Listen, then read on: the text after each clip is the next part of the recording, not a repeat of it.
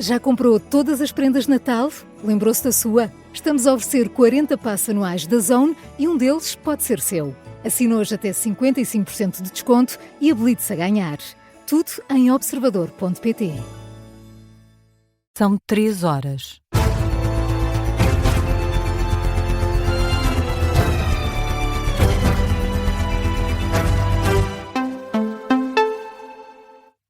Começamos com os ataques aéreos maciços dos Estados Unidos contra a Síria. As Forças Armadas norte-americanas atingiram mais de 70 alvos do Estado Islâmico.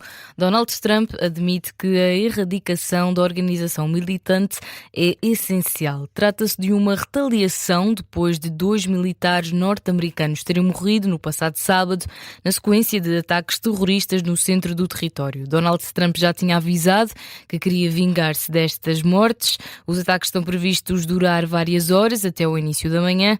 Nas redes sociais, o presidente norte-americano esclarece que os Estados Unidos da América estão a atacar com muita força os redutos do ISIS na Síria e diz que o governo do país apoia os bombardeamentos. Faz ainda elogios ao governo sírio, diz que está a trabalhar para desenvolver e para devolver a grandeza ao país e por isso apoia este ataque. Donald Trump deixa também uma ameaça: os terroristas que atingirem os Estados Unidos vão sofrer graves consequências. Em análise, o especialista em Direito Internacional, Francisco Pereira Coutinho, sublinha que os ataques norte-americanos em nada melindraram a relação entre os Estados Unidos da América e a Síria, depois de nesta sexta-feira terem sido levantadas todas as sanções ao país pelos Estados Unidos. Ouvido aqui na Rádio Observador, Francisco Pereira Coutinho considera que se trata apenas de uma medida que procura dissuadir o Estado Islâmico de novos ataques. Os Estados Unidos ainda mantêm um contingente de cerca de 1.000 soldados na Síria e, portanto, isto é uma medida retaliatória para procurar garantir aqui alguma dissuasão, porque, especialmente a partir do momento em que Al-Assad disse que iria combater ainda mais o Estado Islâmico, percebeu-se que iria existir também maior resistência por parte destes terroristas do Estado Islâmico. E, portanto, este é o contexto em que acontece esta intervenção. Agora, em princípio, será uma intervenção cirúrgica que durará apenas algumas horas. Francisco Pereira Coutinho, especialista em Direito Internacional, salienta que a construção das relações diplomáticas não fica afetada entre os Estados Unidos da América e a Síria. Seguimos com o debate para as eleições presidenciais entre André Ventura e João Coutinho de Figueiredo. As alterações à lei da nacionalidade provocou discórdia entre os dois candidatos. João Coutinho de Figueiredo defende um abrandamento nas medidas, já André Ventura recusa ceder. A lei da nacionalidade voltou para o Parlamento com o veto do Presidente da República e o chumbo do Tribunal Constitucional.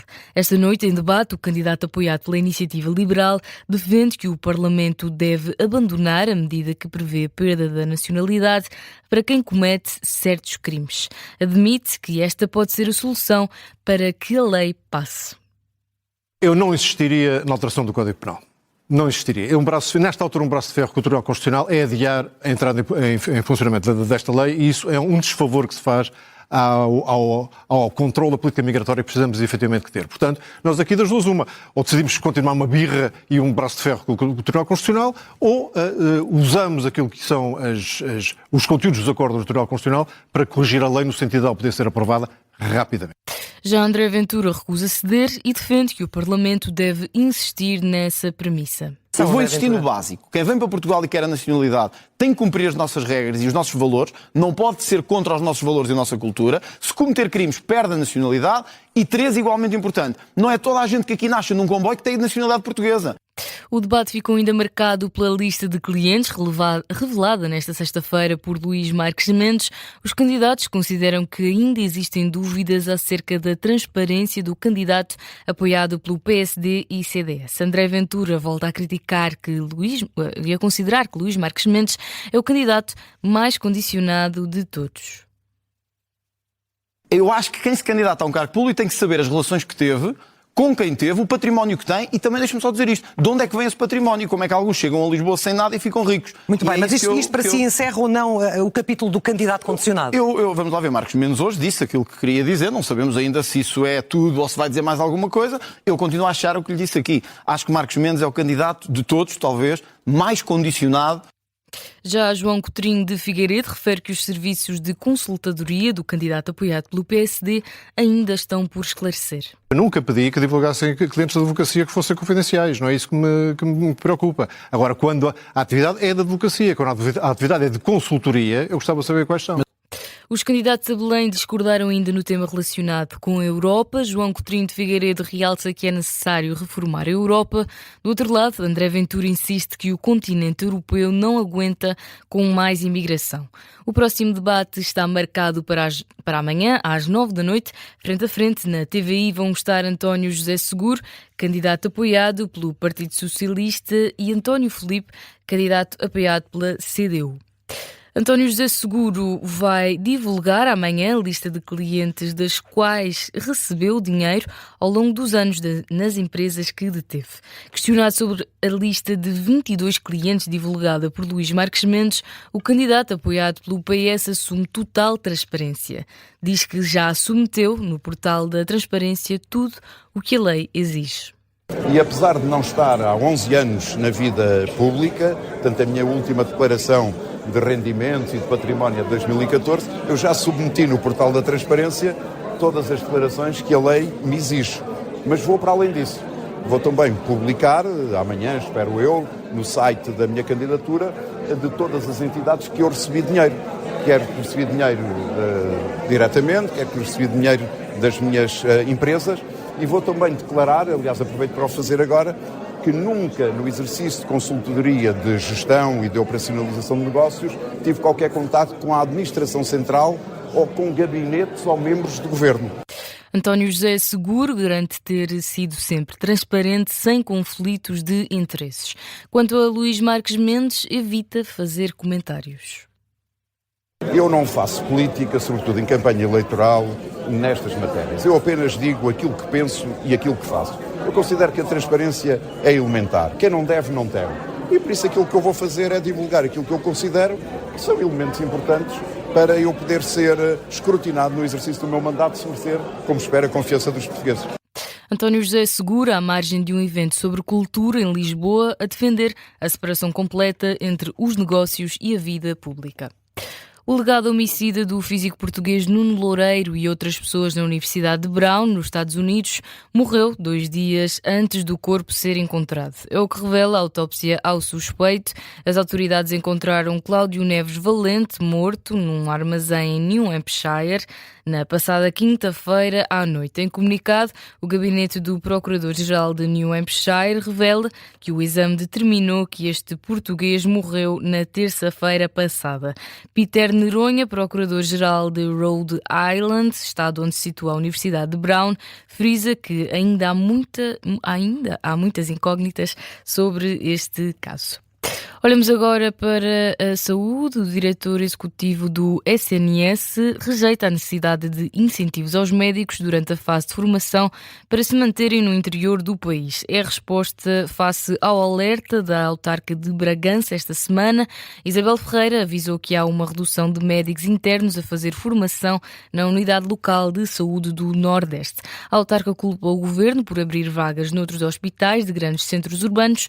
Isabel Ferreira considera que esta medida acentua o desequilíbrio entre o litoral e o interior e defende incentivos para os jovens. O diretor executivo do Serviço Nacional de Saúde, Álvaro Almeida, discorda.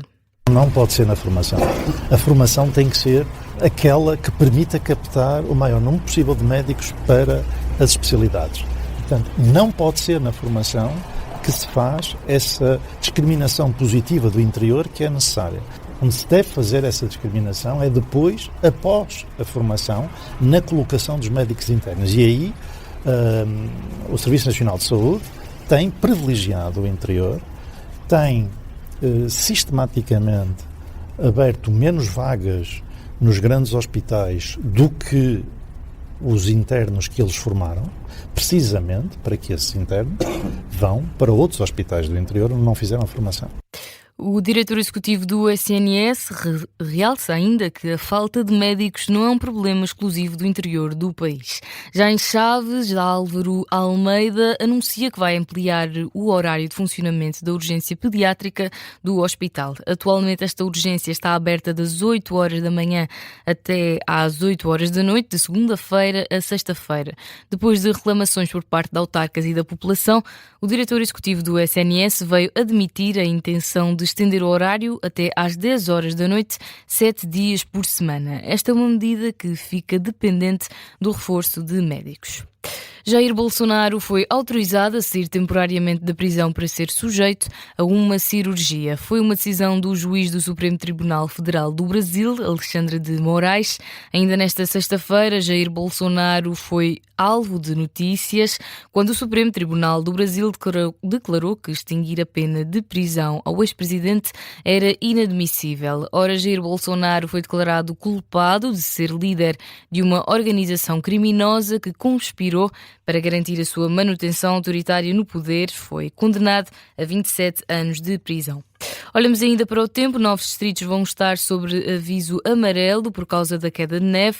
O IPMA coloca este sábado os distritos de Bragança, Porto, Guarda, Vila Real, Viana do Castelo, Aveiro, Castelo Branco, Coimbra e ainda Braga sob aviso amarelo entre as 6 horas da tarde de amanhã e as 9 horas de domingo. Espera-se um fim de semana frio, com chuva, deve-se manter até à véspera de Natal. É o ponto final no Jornal das 3.